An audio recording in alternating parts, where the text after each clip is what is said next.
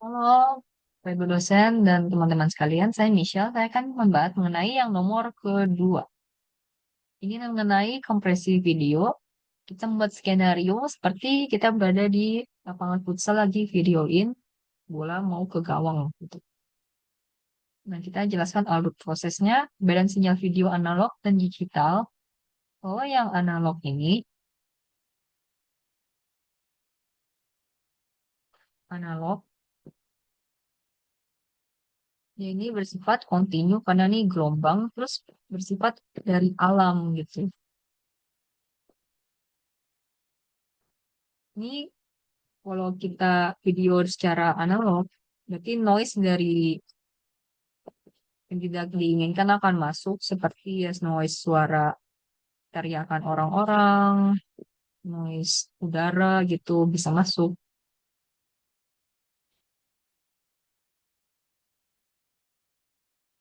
Kalau yang digital, berarti ya ini bersifat discrete, gitu. Yang per bit, itu per bit gitu. Nah ini cocok untuk transmisi ke device yang lain gitu, supaya kalau adanya kompresi terus jalurnya juga cepat gitu.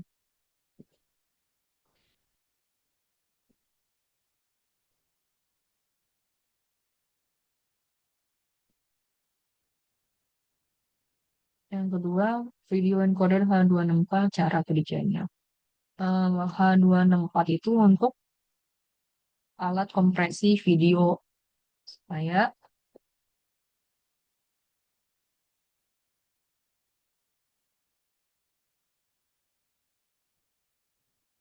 supaya bisa ke device lain tanpa adanya waktu yang lama, terus bandwidthnya lebih kecil gitu.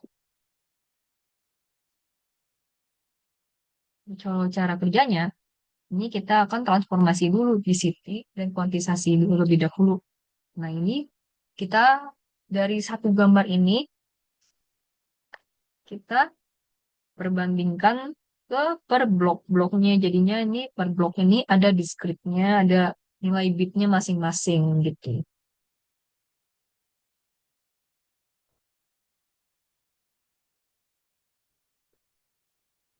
Kalau yang prediksi interframe itu kita mempunyai apa iframe initial frame-nya ini tanpa adanya pred ini. Jadi kita lihat frame masing-masing ini. Nah, ini kan ada yang bergerak, orangnya yang bergerak kan. Kita lihat, ini kan kalau P sama B frame itu untuk saling mereferensikan kan. Jadinya ini saling referensi. Nah, kita lihat di bagian blok mana yang mengalami perubahan. Nah, di iframe, di perubahannya ada di bagian sini. Di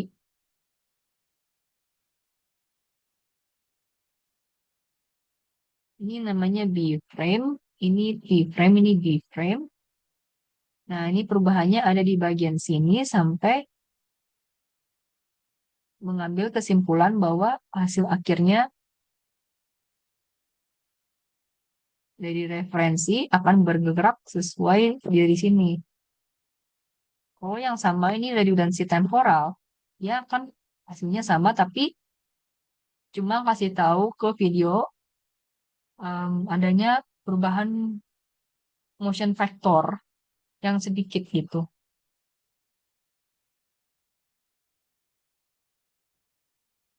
Jadi ini berdasarkan frame kita memprediksi dari frame yang ada di sini. Jadi kita ikut, jadi yang perubahan frame selanjutnya akan mengikuti pergerakan dari iframe. Nah, kalau prediksi intraframe, kita hanya menggunakan satu frame ini. Terus kita lihat dari bit tetangga gini. Terus kalau ada perubahan, dia akan mengikuti frame tetangganya kalau ada perubahan di bagian di sini. Seperti itu kalau interframe. Kalau interframe, berdasarkan frame yang banyak ini kita mengikuti perubahannya. Kalau intraframe, dari satu frame kita lihat dari bit tetangga kita sendiri, pixelnya, apakah ini ada orangnya yang bergerak atau enggak gitu. Kalau entropy coding, kita mengurangi redundansi supaya eh, hasil yang diberikan itu lossless gitu. Dengan cara yang frekuensi sama gelombang. Oke, sekarang saya akan membahas mengenai yang bagian kedua, mengenai encoding dan decoding, cara-caranya gimana ini. Nah, kita ke motion compensation. Yang pertama ini, kita bisa melihat ada frame n dengan frame n plus 1.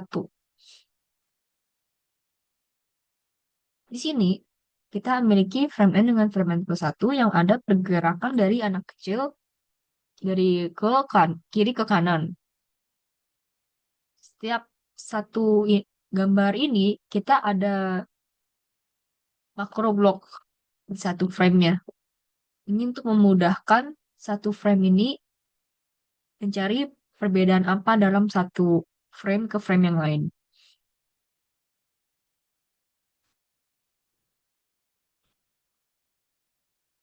Nah, dari makro block ini kita mencari yang similar dengan frame n dengan frame n plus 1. Frame n plus 1 melihat referensi frame n apa yang berpindah. Nah, kita bisa lihat dari makro block frame n dengan frame n plus 1 ini ada yang berpindah banyak sekali. Nah, dari situ kita bisa merekonstruksi frame n plus 1 ini dari prediksi makro block yang ada dari sini.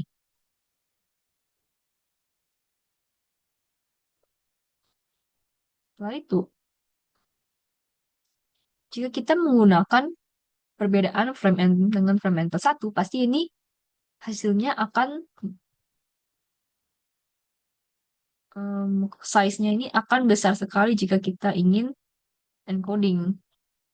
Kita tidak ingin dong kita saat mengirimkan sesuatu atau mengencodingkan sesuatu itu menggunakan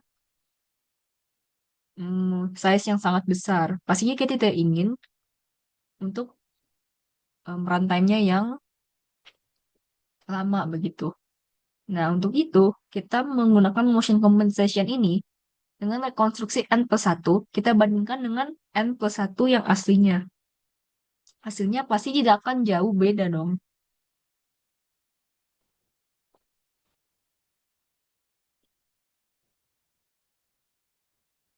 Udah jauh beda dengan n plus 1 dengan diprediksi n plus 1 dari makro blok. Pastinya hasilnya tidak akan besar.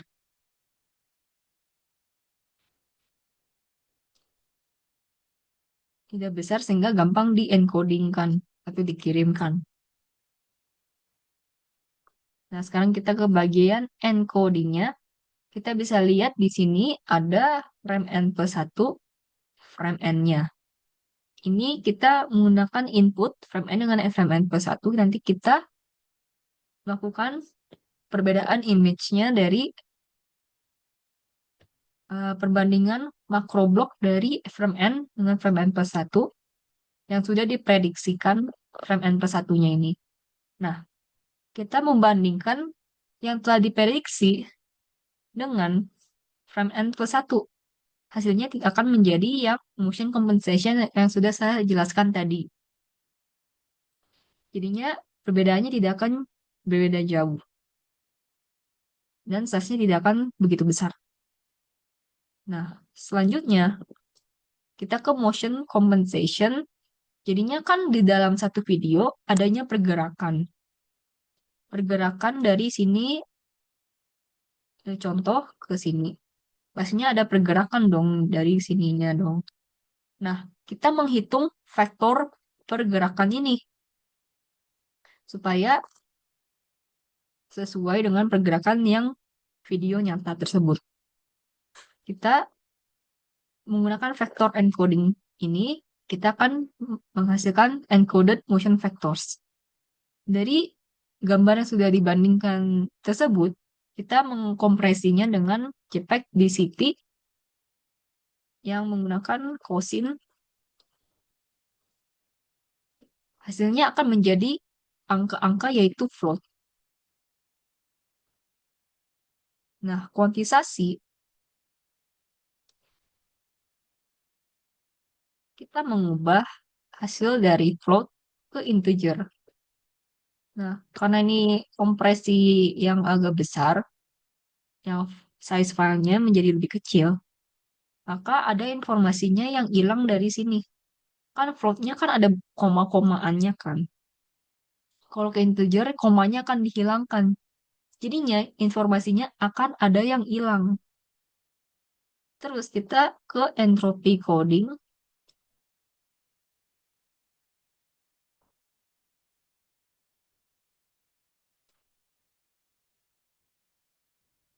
yaitu kita mengubah integer menjadi perkodingan yaitu biner menggunakan Huffman coding.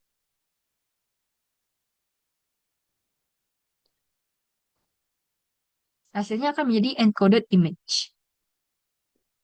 Setelah itu kita mengdekodekan dari hasil encoding yang telah kita encodingkan tadi. Nah, kita dikompresi yang entropi coding ini kita entropi decoding.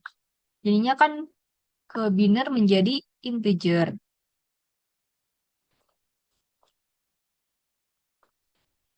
Terus kita dikuantisasi, kita angka-angka tersebut menjadi angka-angka yang sesuai seperti yang dari kuantisasi ini. Nah, hasilnya kan tidak akan menjadi float lagi. Terus kita IDCT, ini kan kebalikan dari DCT yang mengubah gambar menjadi angka-angka itu kosin. Nah, jadinya menjadi gambar lagi.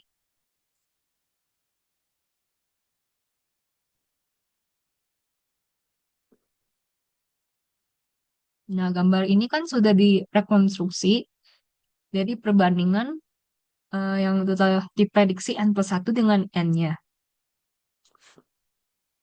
Oh ya, sebelum itu kan kita udah mengencodingkan motion vectornya dulu. Nah, kita decodingkan motion vector tersebut. Nah, kan ini kan perbedaannya. Terus kita menggunakan referensi frame N. Frame N ini kita menggunakan sebagai referensi untuk prediksi N+1, N+1 ini. Terus kita bisa memprediksikan dari ini ke sini, terus kita gabungkan. Gabungkan seperti itu. Kita menggabungkan, ah,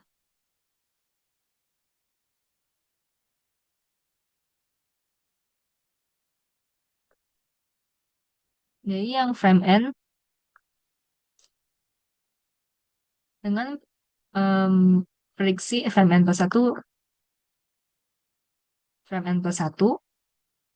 dan dengan gambar ini yang sudah kita bandingkan frame N+1 dengan N+1, kita gabungkan frame N dengan hasil prediksinya itu akan menjadi N+1 kembali.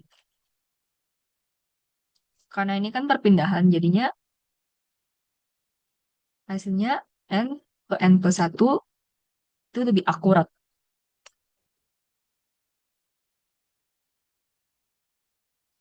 Nah, open loop, closed loop video encoding.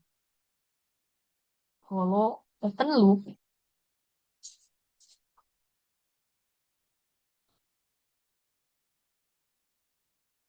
itu dia referensi ke frame yang belum terkompresi sama sekali. Jadi kan ini sebenarnya pasti filenya gede dong. file dengan yang besar gitu.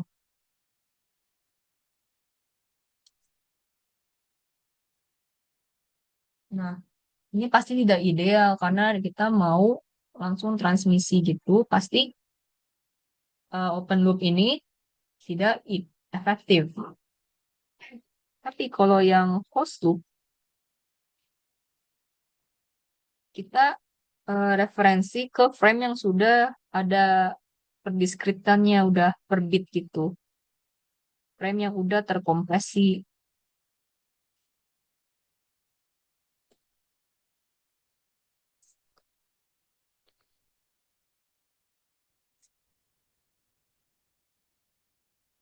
Jadinya kan sesuai dengan file yang itu pasti tidak besar.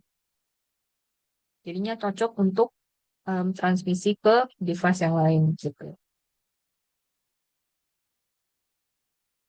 Jadinya kalau ini referensi ke gambar aslinya. Kalau ini dia referensi ke yang udah terkompresi.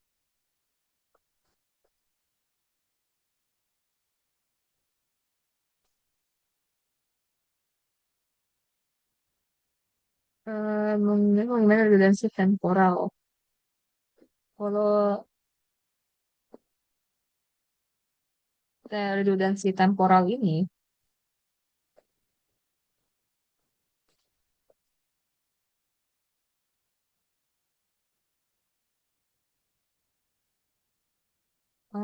dia ini karena ada satu informasi di visual ada yang sama, jadinya tidak mengalami perubahan yang signifikan begitu. Jadinya cuma ditandai dengan motion factor begitu, kalau tidak ada perubahan dan informasi satu visual dalam visualnya ada yang sama gitu.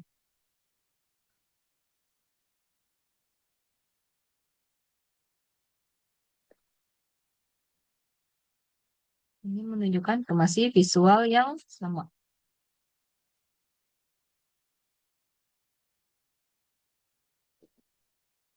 Jadinya kita menggunakan motion factor untuk mereferensi dari frame satu ini.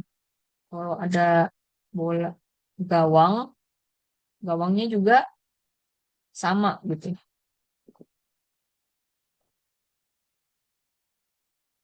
Nah, sekarang ke group of pictures ya. Terus ini iframe. Iframe itu yang tidak melakukan referensi ke frame apapun, yang berdiri sendiri.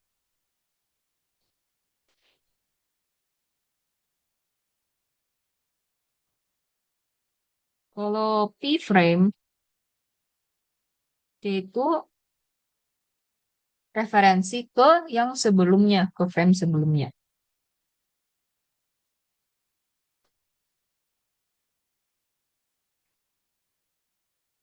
Kalau B-frame, dia itu referensi ke yang di sebelum dia, terus setelah dia juga.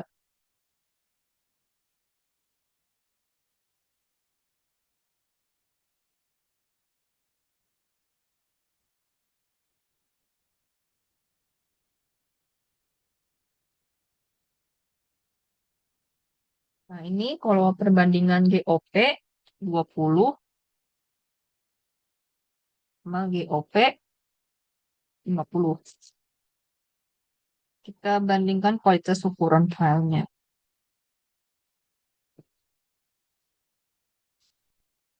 Nah, kalau ukuran yang GOP ini,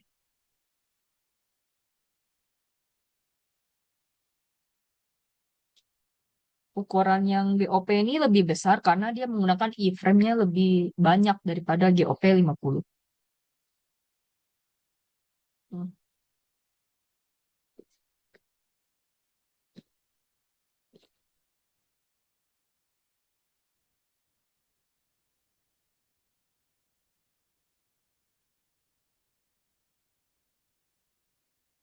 Kalau random aksesnya di GOP20 kan lebih banyak iframe-nya kan. Jadinya kalau mau akses apapun itu bisa melihat iframe. Kalau yang GOP50 lebih banyak P sama B frame-nya. Jadinya dia tuh harus cari referensi terlebih dahulu gitu. Karena kan dia udah banyak frame-nya, jadinya dia harus cari referensi dari yang awal gitu.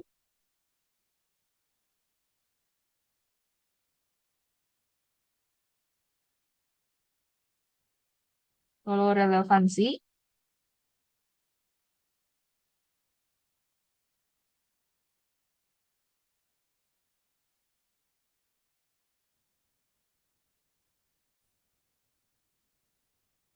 nah kalau relevansinya ini,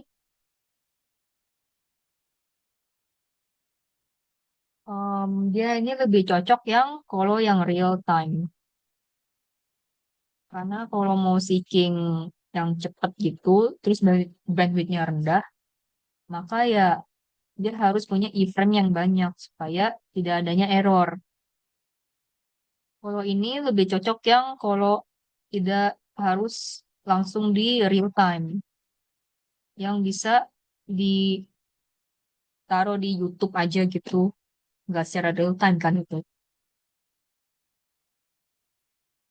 Nah, kalau yang GOP20 ini errornya jarang terjadi karena kan dia bisa langsung ada iframe, dia jadi tahu frame yang aslinya kayak gimana.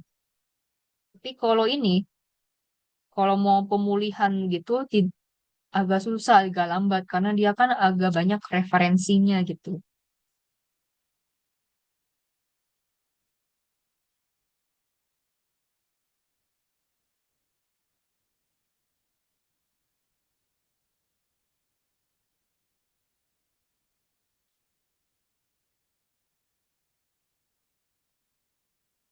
Nah, untuk itu penjelasan yang nomor dua sudah selesai. Terima kasih sudah mendengarkan.